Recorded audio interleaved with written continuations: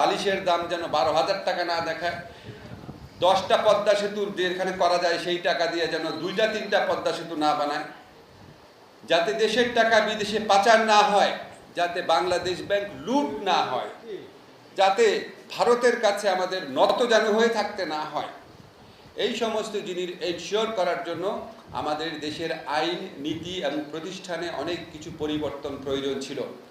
যেসব পরিবর্তন আমাদের সরকারের পক্ষে সম্ভব আইন প্রণয়ন করে ইনশাআল্লাহ তার অনেক কিছু আমরা করেছি।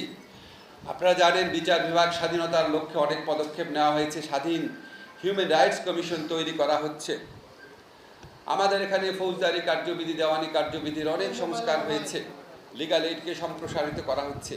কিন্তু আরও বড় বড় সংস্কারের জন্য সংবিধানের পরিবর্তন প্রয়োজন। সংবিধান পরিবর্তন করার মতো ক্ষমতা অন্তর্বর্তীকালীন সরকারের নাই, কিন্তু আমাদের যে ক্ষমতা ছিল সেটা প্রয়োগ করে আমরা কোথায় কোথায় পরিবর্তন দরকার, বড় পরিবর্তন দরকার, সেটা সকল রাজনৈতিক দলের সাথে আলোচনা করে আমরা ঠিক করেছি জুলাই সনদে। এখন রাজনৈতিক দলগুলা ঐক্যমত পোষণ করেছে, সরকারও চায়, কিন্তু জনগণের তো মতামত দেওয়া হয় নাই। জনগণের মতামত নেওয়ার জন্যই এই গণভোটের আয়োজন করা হচ্ছে। সেখানে হ্যাঁ ভোট থাকবে, না ভোট থাকবে। মূল কথা হচ্ছে, আপনি যদি চান এই দেশ থেকে বৈষম্য দূর হোক, নিপীড়ন দূর হোক, অবিচার দূর হোক, দুর্নীতি দূর হোক, তাহলে আপনি হ্যাঁ ভোট দিবেন।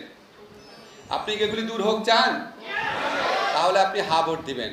আর আপনি যদি চান শেখ হাসিনার আমলের মতোই বাংলাদেশে দুর্নীতি চলুক, বৈষম্য চলুক, সরকারি দল একচ্ছত্রভাবে সকল ক্ষমতা ভোগ করুক, যখন ইচ্ছা সংবিধান পরিবর্তন করুক, বড় বড় খুনিকে একটা সরকার ক্ষমতা এসে মাফ করে দেখ, এই সমস্ত অন্যায় অবিচারের যদি আপনি পক্ষে থাকেন তাহলে আপনি না ভোট দিবেন। আমরা কি অন্যায় অবিচারের পক্ষে? কাজে আমরা এই দেশ থেকে দুর্নীতি, অনিয়ম, অবিচার, শোষণ, বৈষম্য দূর করার জন্য কি ভোট দিব? আবার জোরে বলেন, হ্যাঁ ভোট দিব। এটা কোনো দলের ম্যান্ডেট না, এটা বাংলাদেশের মানুষের ম্যান্ডেট।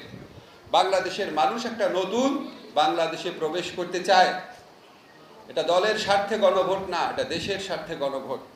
দেশের স্বার্থে দেখে আমরা নিজেরা বিভিন্ন জায়গায় ভ্রমণ করে, বিভিন্ন জায়গায় গিয়ে মানুষকে বোঝানোর চেষ্টা করছি।